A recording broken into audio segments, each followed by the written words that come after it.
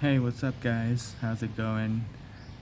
It's been a little while since I made the last video, and I'm not sure who's making content on custom knives these days, but I figured, might as well make something. I don't know if it's been a few months or even a year since I last posted something. Um, but anyways, I wanted to keep up the tradition of making a video on a nice custom knife. I figured mostly today their content is focused on production knives, and they've gotten so good lately that, you know, on the one hand, it's really good that great knives are very accessible to everyone, but on the other hand, a lot of that inspiring awe and the creativity, the uniqueness, you know, it's largely gone away. I've had a discussion another day with one of my friends who says, they don't really like knives that are too clean, too machined, too smooth. They want something that is more raw, more handmade, and I thought that was really interesting. But anyhow, this is not one of those knives. It's extremely clean, even though it's a custom knife, and you can see from the bead here that is a Sinkevich logo and a Shirogorov. Yes, this is a full custom Shirogorov Sinkevich Pike model running on MRBS. Interesting new package with carbo tie. Interesting new package where usually you get a coin, but on the Sinkevich collab, the latest one at least, the certificate is essentially a square carved on. Very interesting. I love the leather that you get with the Sinkevich knives. You usually get these with, the Sinkevich knives, the full custom ones, so that's really nice. Here it is, the Pike.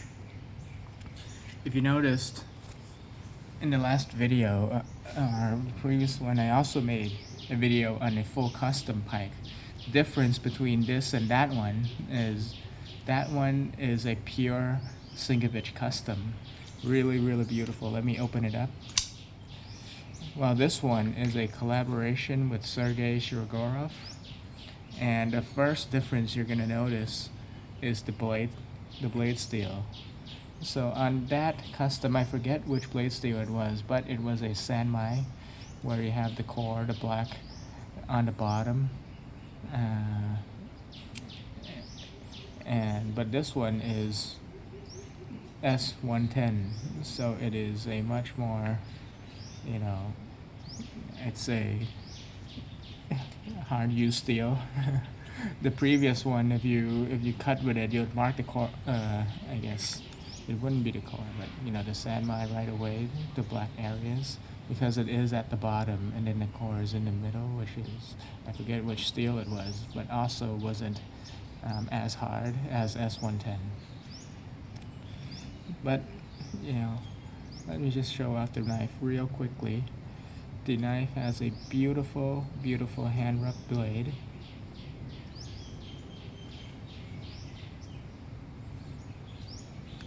And the pivot, nicely milled and carved. You can see how on this knife, what I really appreciate on both, this Pike and the other ones, because the frame is largely the same, is all of the milling that's been done. When you look at a novice knife maker and someone who's at this level, you can really see how he uses all the geometry. Like the pivot is a different height, a different angle. It has this little curve on top, nice milling lines here. You get this chamfer on both sides. that is really really nice. And again, even at the front of the knife, the top of it, it's also nicely chamfered. Actually, it's been chamfered all the way around. And what makes me really enjoy this design is, first of all, it's really slim and quite light. My guess is it's around 3.5 ounces. Very, very light, maybe less. And it's got a nice fighter grip, so it locks you in really nicely. It's a big enough knife, about a 3.75-inch blade, but it doesn't feel like it at all. Like usually I like smaller knives, but this is very light, and you got a full blade right here. So it locks your finger in both at the front and the back with a beautiful blade grind, aggressive swedge, and wow, even the frame, the milling on this carbon tie, you can see that it's not just one flat layer. It's been layered with many, many milling lines all across the body. And also, you might wonder, what is this red dot? This is just, red carbon tie as well. Just an aesthetic pop and a little pill, which I think is really cool. You'd think it would be there for something, but it's purely aesthetics. But very beautiful. I mean, if you imagine a knife without it, it's, not as interesting.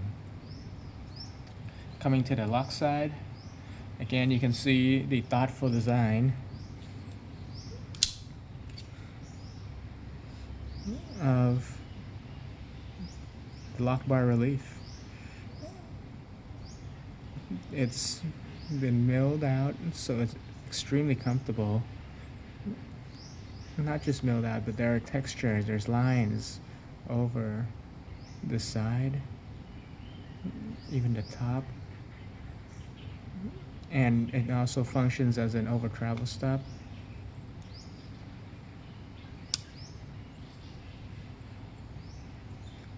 And the pocket clip, man, this pocket clip just works so well.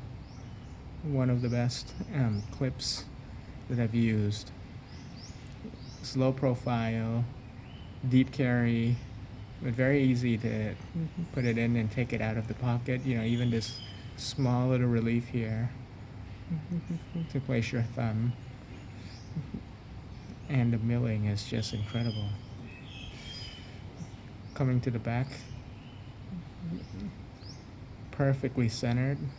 You can't get that wrong because it's milled just for this. And I love how, the Shiros and the Sinkevich these days, they make full use of the blade length.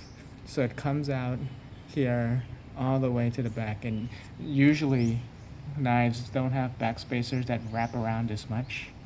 So you have to make the blade a little bit shorter. Otherwise, it's dangerous. You would poke your finger in and get cut. But here with this little shield, it prevents you from, accidents. And you can maximize the blade length, which is genius. You don't have to make the whole frame bigger. You don't have to make the whole knife bigger. You just add a back spacer that extends out just a little bit. It protects you and shows you how well the knife is centered, how perfect it is. And a beautiful geared back spacer. That's just really amazing. And the action, this flipper tab is very easy to engage, and it fires out beautifully. Let's listen to that again.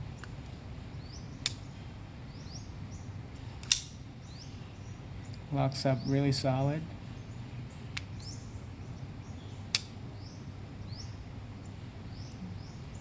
When it engages, when it locks up, also very, very solid. So there you go. Just wanted to show off a little bit the Shirogorov Sinkevich collaboration full custom Pike. Thank you for watching.